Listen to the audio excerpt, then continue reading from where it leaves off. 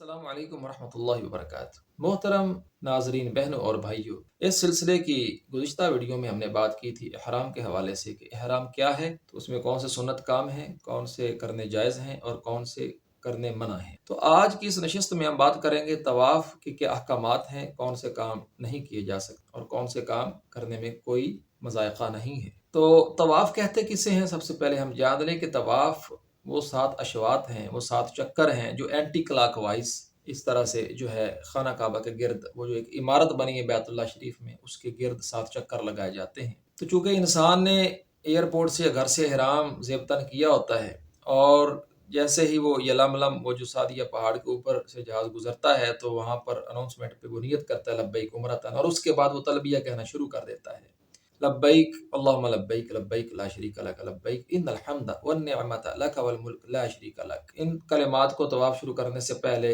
بولنا یا کہنا بند کر دینا چاہیے۔ طواف کا آغاز کہاں سے ہوتا ہے، اور طواف کے جو 7 چکر ہوتے ہیں ان میں ہر چکر کی شروعات کہاں سے ہوتی ہے کہ ہم سمجھیں کہ ایک چکر مکمل ہو گیا، اور طواف کہاں سے شروع ہوا، کہاں پہ مکمل ہوا؟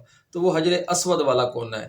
خانہ کعبہ وہ جو عمارت ہے، ایک کمرہ بنا ہوا ہے، اس کے 4 کونے ہیں۔ ایک حجر اسود والا کونا ہے، اس کے بعد رکن عراقی ہے، پھر رکن شامی ہے، پھر رکن یمانی ہے۔ کونے کا رخ عراق کی طرف ہے، وہ رکن عراقی ہے، جس کا شام کی طرف ہے وہ رکن شامی ہے، جس کا یمن کی طرف ہے وہ رکن یمانی ہے، یہ رکن یمنی ہے۔ چوتھے رکن میں حجر اسود نصب ہے۔ تو حجر اسود سے جو ایک لائن بھی کھینچی ہوئی ہے مسجد میں کہ اس حجر اسود سے یا اس لائن پر فاصلے پر آپ استلام کر کے طواف کا آغاز کرتے ہیں۔ تلبیہ کہنا آپ نے بند کر دیا اور استلام کر کے آپ طواف کا آغاز کرتے ہیں، اور یہ استلام 7 چکروں میں ہر چکر شروع کرتے ہوئے آپ کرتے ہیں۔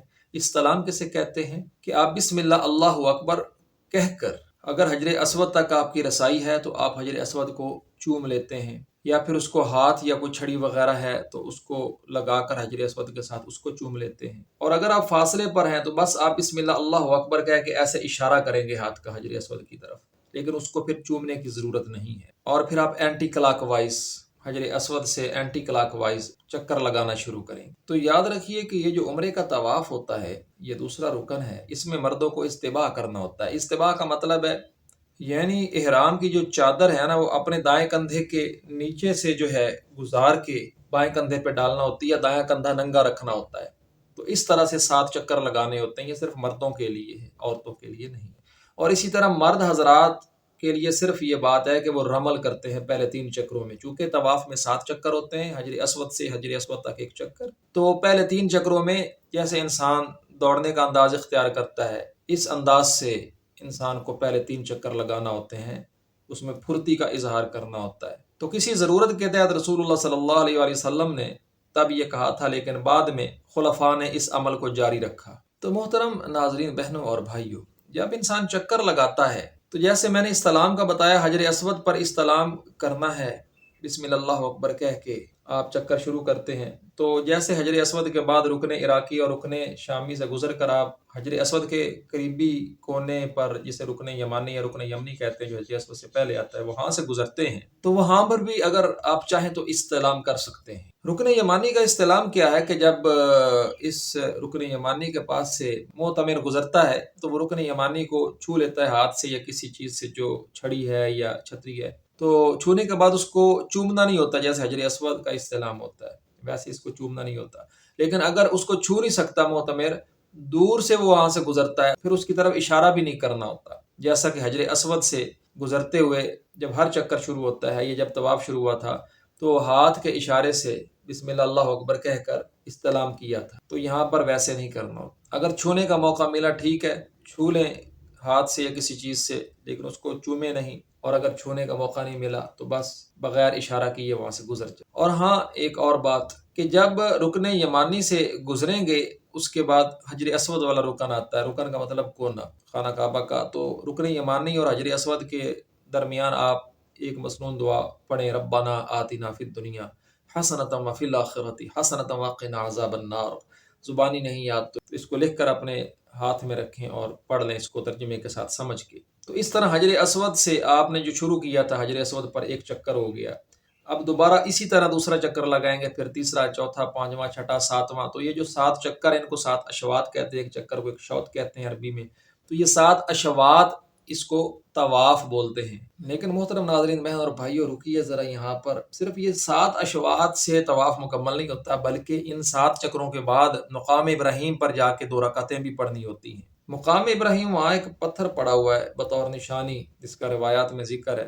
وہ کسی ایک جگہ پر نہیں پڑا ہوتا، وہ موو ہوتا رہتا ہے. یعنی اس سے پیچھے پیچھے آپ کھڑے ہو کے نماز پڑھ سکتے ہیں. ضروری نہیں کہ بالکل اس کے پیچھے کھڑا ہونا ہے، مطلب جہاں وہ پڑا ہے اس کے پیچھے آپ کو صف میں جہاں بھی جگہ ملتی ہے آپ 2 رکعتیں ادا کر لیں. تو 2 رکعتوں میں پہلی رکعت میں سورۃ الکافرون پڑھنا مسنون ہے، دوسری رکعت میں سورۃ الاخلاص پڑھنا مسنون ہے. تو جب آپ 2 رکعتیں پڑھ لیتے ہیں تو آپ کا طواف مکمل ہو جاتا ہے. اگرچہ اس کے بعد بھی آپ کچھ مسنون کام اگر کر لیں تو بہت اچھی بات ہے. 2 رکعتیں ادا کرنے کے بعد آپ زمزم کا پانی پئیں اور کچھ سر میں ڈال لیں. تو یہ آپ اگر کر لیں تو یہ مسنون امور میں سے ہے، لیکن لازمی حصہ نہیں ہے. طواف بنیادی طور پہ حجر اسود سے حجر اسود تک اس طرح سے 7 چکر لگانا ہے اور اس کے بعد 2 رکعتیں ادا کرنا ہے. تو یہ طواف ہے. طواف بذات خود عبادت ہے. آپ کو اگر اللہ تعالیٰ نے موقع دیا ہے، جیسے 5 وقت کی نماز پڑھتے ہیں، اس کے علاوہ نوافل پڑھتے ہیں، تو اس طرح صرف آپ یہ 7 چکر اس طرح سے لگا کے 2 رکعتیں پڑھتے رہیں،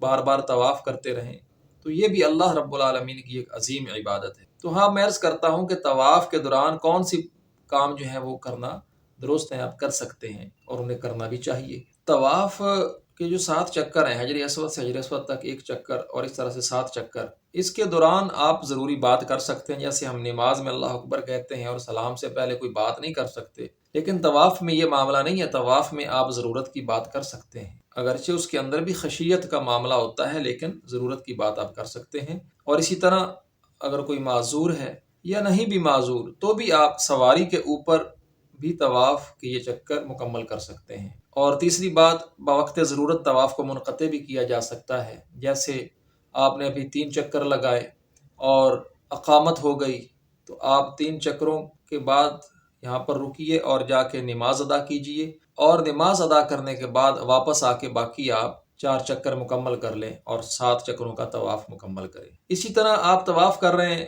آپ نے 1 چکر لگایا، ابھی 2 یا 3 یا 4 یا 5 یا 6 چکر لگائے، ابھی 7 مکمل نہیں کیے اور اس کے بعد 2 رکعتیں بھی نہیں پڑھیں. تو اس دوران اگر آپ کو قضاء حاجت ہوتی ہے تو آپ جا کے رفع حاجت کر سکتے ہیں اور دوبارہ سے وضو کر کے آ کے بقیہ طواف جو ہے اس کو پورا کر لیں.